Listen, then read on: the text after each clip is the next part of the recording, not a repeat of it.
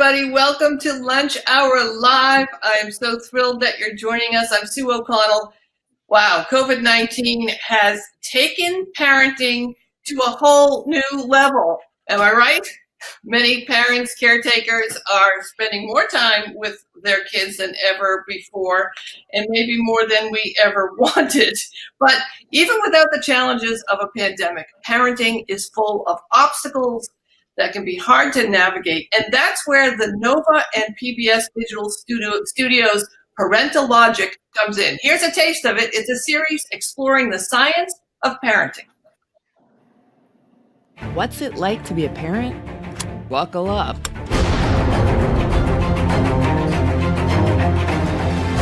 Being a parent means you've got a lot flying in your face.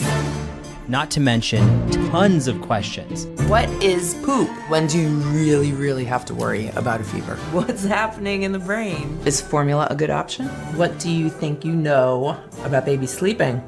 Dang. So, did I stump you? Hold on. Advice is everywhere. But we've got answers. Based on real experience. And real science. The amygdala is going to get emotional input of some type of threat or some type of injustice. This is injustice. We're going to run through some paint colors to help you understand what's normal and what's not when it comes to the color of your kid's poop. Experts think that at a slightly elevated temperature, the chemical reactions used by the immune system are more efficient. I'm a pediatrician, and to me, children are fascinating biological marvels. And I'm a mother, and I see children as they are. Teeth are incredible. Rectal temperature? Yeah, they're usually like, no! Children can get constipated, diarrhea. There's my little sweetie, melted down. Let's start with the placenta. Parentalogic. A new series from NOVA and PBS. You should probably shut up now. All right, here to talk about the questions that keep parents up at night.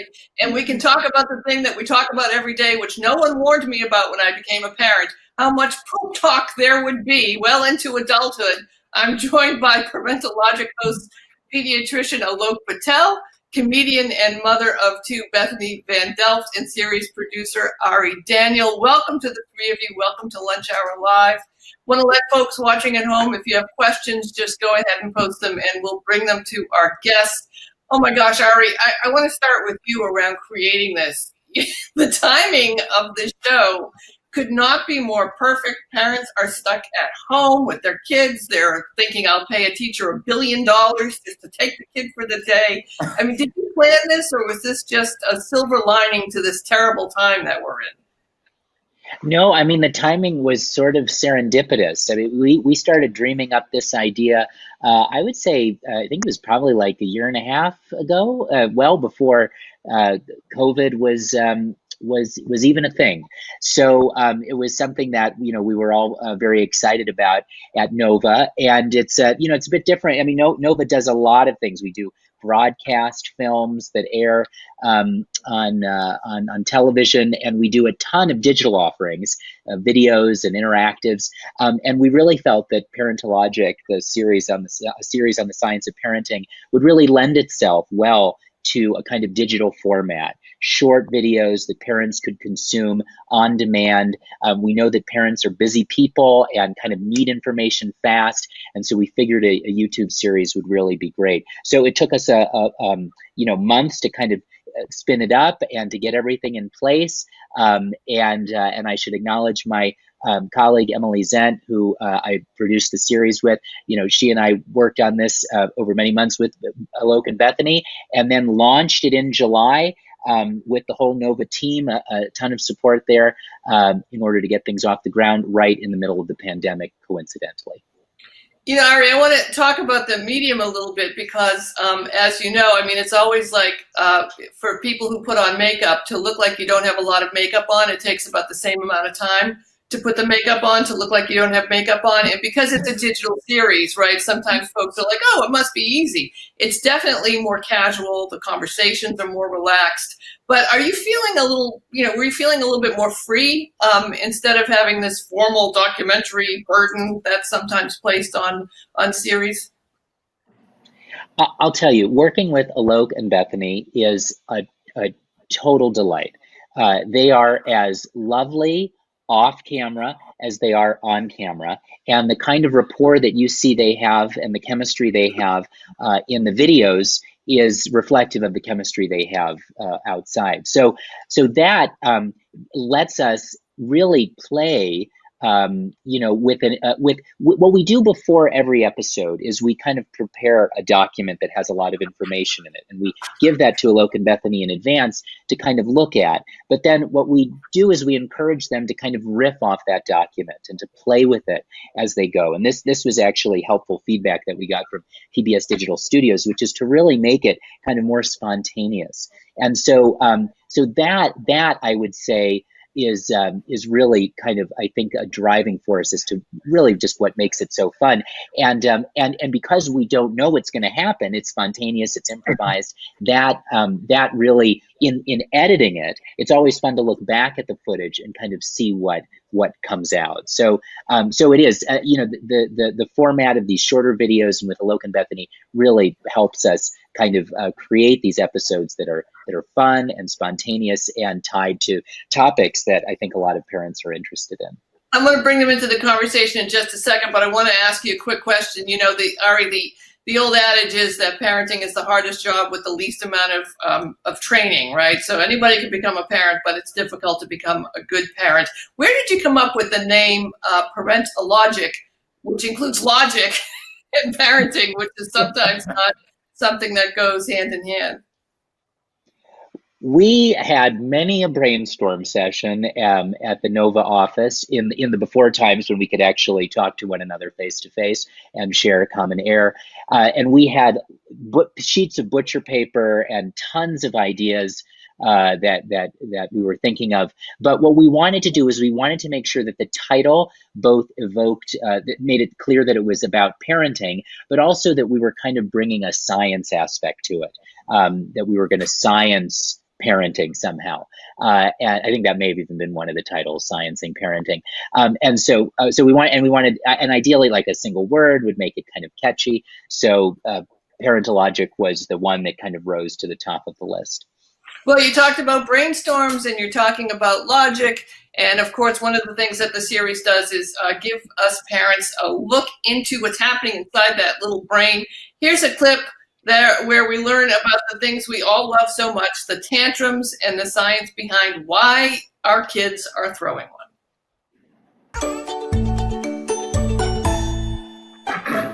This is what happens. Here's my son, my beautiful, happy son. Happy, happy, happy, happy, happy. And then the wind changes, and then all of a sudden, not happy, not happy, not happy, not happy. And then out of nowhere, there's my little sweetie, melted down. What's happening in the brain? Children who are younger than like kindergarten age, the part of the brain that controls self-regulation is still under construction. So in other words, children can feel a sense of anger or injustice over something like not getting a cookie or their favorite toy. Doesn't happen in all kids, but for the many kids who do throw tantrums, their feelings of anger and sadness take control of their behavior. And this like overblown reaction usually comes in two emotional responses. The first one is the anger, hence the word temper and temper tantrum. Okay. And then comes sadness. And usually the anger dissipates before the sadness. Nico gets sad. He does. He has like full-on fits, and then he needs mama's. Let's go hug. But That's here's my favorite part. All these emotions we're talking about, though, the anger and the anxiety and the fear and the stress, those are survival instincts in us. Like, we have to have those in order to stay alive.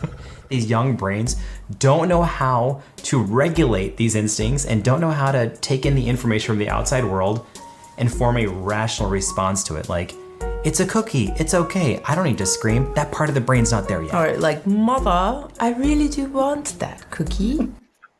I don't know where you get all those clips of kids having tantrums. It must have been so hard to find. Bethany Van Delft, my goodness. So, you were a parent before the program. It wasn't like you went out with a mission to get some kids in order to be involved in this. How did what you learned? I want to book this. Let's do this, hubby. Did you Quick, already now. know brain science, or did you learn about this, and how did it change how, I imagine your kids, like all of our kids, had tantrums? How does it change how you interact or what you know now? The first thing it does is it lets me know I'm not the worst parent on the face of the earth. You know, like if my son's tantruming, or if my daughter won't eat food for like 5 or 6 months, being part of this series with medical professionals, scientists, lets me know that this is just a phase that most kids go through. And it's not that this isn't what I'm doing wrong. I'm doing things wrong, but this isn't what I'm doing wrong. The tantrum isn't because I'm failing somehow. And then also great support professionally and as a friend from Alok and Ari, you know, maybe try this or maybe try that. Like the tantrum episode was great and so informative. It didn't change Nico's tantrums, but it definitely changed my empathy towards the feelings going on and my understanding of what was happening, which kind of changed the way I handled it. Like now I just kind of wait it out, and when he's done, I give him a big hug, and when he's able to talk about it, we talk about it. Although this must be, my husband, and then with Nico, it works too. Look, this must be, as a pediatrician, such a great avenue, because I imagine for your entire career you've been talking to parents about tantrums and about how it's just a normal thing and how you should react. And now you've got this great avenue, this great interaction with Bethany. How do you think it's working in terms of communicating to parents how to deal with tantrums? It's a really cool spectrum for me. Because obviously for this episode, we went to a playground and we stole cookies from a bunch of kids in order to get B-roll. I'm just kidding. We didn't do that. But, you know, there's textbook research article pediatrics, and then there's what happens in real life.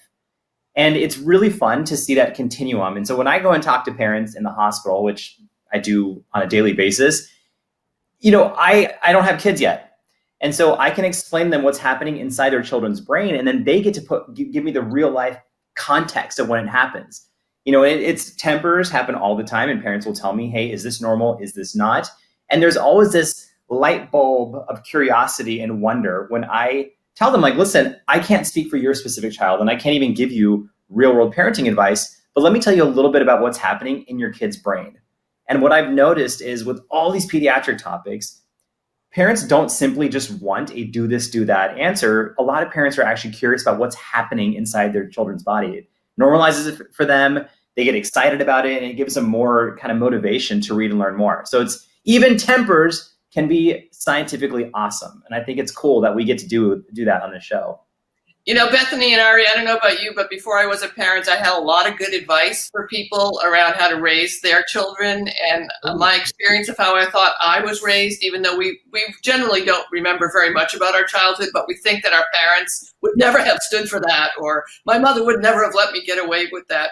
How do you deal with, and plus the fact that usually, you know, I was born in the last century, so whatever happened to me is totally different to what's happening to kids today. Bethany, how do you deal with the advice? Everyone's an expert. How do you deal with it? I'm really good at not listening to people because I used to bartend for a while. So a lot of that just like rolls right off. You know, I don't know. I don't really know. I guess it's kind of case by case. Like my mom has lots of opinions and advice. My mother-in-law has lots of opinions and advice. We kind of get out of some of it by saying, yeah, well, our kid is a different case and you don't really know what that's like. And then if it works, we're like, phew, let's use that all the time. Also, like you said, it was a different generation raising kids. So I try to take it as meaning well and a good opportunity to have a conversation about how much science has changed, how much we know about different things now. You know, like you don't sit with your kid on your lap, smoking a cigarette and drinking a beer driving anymore. So I try to use that example and say, well, things are a little bit different now and let's talk about it. Because a lot of times, Alok, don't get mad at me. I think things can be overdiagnosed and overwatched and over, like parents can be made so fearful and crazy about tracking these things. And it's nice to hear from the generation before say, it'll pass. Keep your doctor on speed dial, but wait it out. It's going to pass. And so many things do actually pass without a series of CAT scans and blood draws and things like that. So, I like it. I don't dislike having advice. Look, one of the things that I wish I'm not mad about that. You're not mad? Okay. I'm not mad about that. One of the things I wish someone had told me when I was parenting is that when you're reporting to your pediatrician and they say, a lot of kids do that or that's normal, if I had known the phrase "to this degree" or "this often," things might have been different. What kind of questions do you get the most from parents that are really kind of just fascinating to you that they're asking about? Oh my gosh. Yeah, I would have to, Lunch Hour Live would have to turn into like week retreat live. Come spend 120 hours with the Parentalogic crew. So the questions that really fascinate me are when parents rightfully go online and do their own research and come back with information. And they're honest enough to say, like, I don't know if this is true or not. What that fascinates me is it shows me that they're actually taking the time to do research, but I'm also blown away at the crazy information that's out there. So for example, I had a parent and her child had a temperature of 102 and it was kind of coming and going for about 8 days, which to the average person sounds like a really long time. Her daughter looked fine. So she goes online and messages me about these really rare parasitic infections. And she's like, it's possible my kid has this. And then she put together this epidemiologic, very kind of irrational, but method how her daughter could have gotten this parasite via someone who traveled and brought the family takeout. I sat there and I was like, you should be producing television and writing the script for Monsters Inside Me. I promise you, your daughter does not have malaria. But I'm actually, how on earth did you come to this? And so it's those kind of that. So that specific one regarding fever is one that comes to mind. But I think it's parents going online and going down this rabbit hole, because it's kind of what Bethany was just mentioning. We have instilled this environment where there is a floodgate of information thrown at parents all the time. They don't know what's normal, what's scary. And I think fever is a hallmark example. It's a toss to one of our other episodes, because I'll hear someone say, oh my God, my kid has a 99 temperature. I'm scared. And then grandma will be like, calm down. Back in our day, a fever was like 116. Well, one of the things that's also fascinating now during the COVID screening is that there doesn't seem to really be a normal temperature. Everybody is shocked that our temperature is sometimes 95. So that's another window into science. I want to talk about the issue we all came here to talk about, especially since it's Lunch Hour Live, and I hope folks are enjoying their lunches. And that, of course, is, poop, because that's the thing that we live in the most when we're parents. I want to throw to this great clip, and we're going to talk about the mystery of your child's poop. Take a look. The marvel. With the right timing, the right pace, poop should come out soft and smooth. It's not always like that though, right? Like what about? Unfortunately not. What about when it's like less like poop and more like oatmeal soup? If the poop is accelerating way too fast through the intestine, not a lot of water gets reabsorbed. You end up with more water in the stool and possibly diarrhea. Okay, so that's what it is. It's like food just like bolting through your system. Yeah, not enough water is getting reabsorbed, or the food's not being broken down properly. And the reason why this is a problem, not just because it's a mess, is because this could lead to dehydration, loss of a lot of liquids, and possibly even shock. There's actually a lot of different causes of diarrhea. It's not that simple. Nothing ever is. What if it's moving too slow? Like, what if the poop is moving like rush hour traffic in Midtown? If it's hanging out for too long, too much water can actually get reabsorbed. It gets really hard, and children can get constipated. Now, in really young babies, constipation is not that common, but once infants start eating solid food, it can happen. It's not usually a big deal. Your doctor might just recommend you introduce a little bit more fiber into baby's diet. This could be in the form of prune juice or apple juice, because fiber will draw more water into the gut, making poop easier to pass.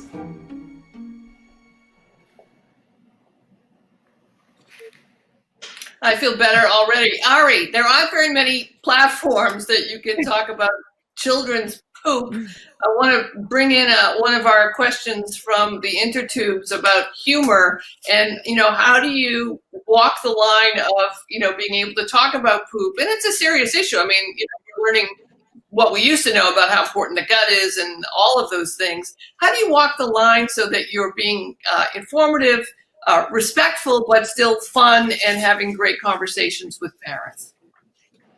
Well, I think it depends on the topic. I mean, the poop episode was one we were really excited about. And, we brainstormed a bunch in order to figure out, well, what's the right visual metaphor? Because obviously we don't want to show the real stuff. Though I have heard people say that seeing the cupcakes in some ways is a little bit perhaps more revolting than the real stuff. And we couldn't have asked for a better shot with that thing coming down and just perching on the edge of the cupcake like it did. That was golden.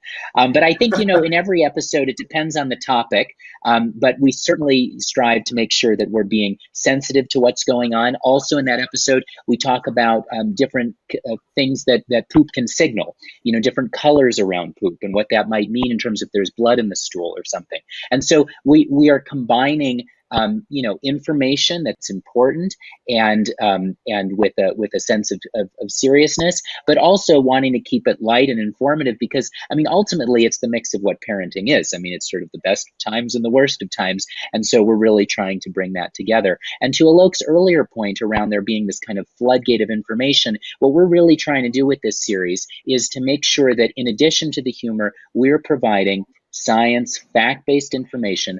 All of the things that are talked about in these episodes are thoroughly researched and fact-checked before they make it to be posted on our YouTube channel. So it's meant to be entertaining, but it's also meant to really be a kind of an informational tool for parents with kids and expecting. Alok, I'm going to ask you this question as well, but Bethany, I want to start with you. What are you hoping that parents take away from this show? I think especially during the COVID stay at home with the remote learning and kids being at home and all sorts of challenges, I sometimes feel like saying to someone, hey, watch this. This will be great, without making it seem like it's another homework assignment for the parents. What would you say to folks watching this right now about, why they should tune in, why they should watch, and what they can take away from it? I think you nailed it. We know you're looking for answers. We're always looking for answers as a parent. We know you're looking for answers. Some of the information is really, really, besides being faulty and wrong, some of it's just really heavy, even when it's correct information. So you want to know about poop? Here's an answer, and have a laugh while you're at it. Like, when do we get to laugh as parents? Kids programming is funny to a degree, but I don't know. I think that it's fun and it's connecting and it gives you a sense of, oh, we're not alone. This is crazy. There's an answer, and it is kind of funny if you think about it. That's what I say. What's your message as a takeaway to parents to tune into? I think the biggest message is parents, you're all doing great in your own way. And, some parents feel overwhelmed and they take it personally and they think that what their children are doing is a reflection of them as a parent. That's not the case. You just have to be acknowledging that it's hard for everyone, be honest, be open. And earlier you said a phrase, reporting to your pediatrician. I think we need to improve the dialogue across the board between healthcare professionals of all types and parents. At the end of the day, we're all in this together. And, sometimes there may or may not be politics causing divisiveness in our country, but guess what? We're all on the same side when it comes to science and making sure our children are thriving. So I think respect is front and center, the most important thing. And also, work with each other to understand where to find the best type of information, because parents all want to do the right thing. We just need to be better about helping parents understand where to go to find valid scientific-based information, evidence-based info. Well, thank you so much to the three of you for joining me. Such a pleasure to spend lunch hour live with you. Alok, Bethany, and Ari, we direct folks over to Parentalogic. You will enjoy it. You can binge it, and you will be smarter and more entertained and happier. Thanks so much for joining us on Facebook and YouTube. And next week, We're going to be talking about the new Pinkalicious podcast. Thanks for watching. I'll see you soon.